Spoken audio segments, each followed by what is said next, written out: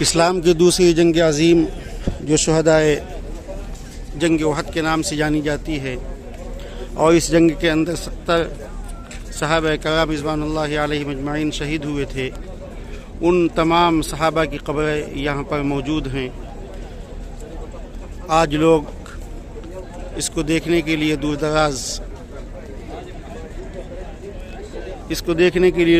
دراز سے آتے ہیں اور اپنے ایمان کو تازہ کرتے ہیں۔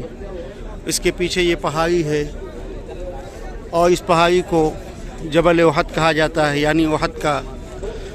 معرکہ جو پیش آیا تھا وہ اسی میدان میں پیش آیا تھا۔ یہ پورا میدان ہے،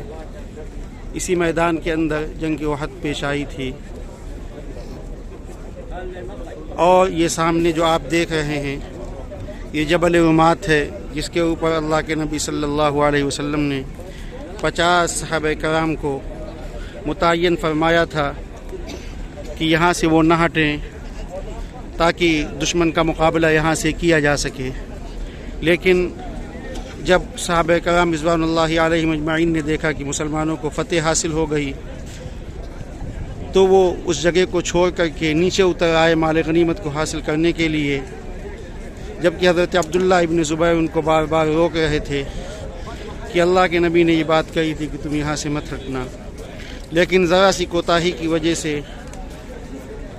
صحابہ کرام اوپر سے نیچے آ گئے، اور کفار و مشرکین نے میدان کو خالی دیکھ کر کے حضرت خالد ابن ولید رضی اللہ عنہ کی قیادت میں پیچھے سے آ کر کے مسلمانوں کے اوپر حملہ کر دیا، اور مسلمانوں کی یہ فتح شکست میں تبدیل ہو گئی۔ یہ ہے وہ پہاڑ جس کو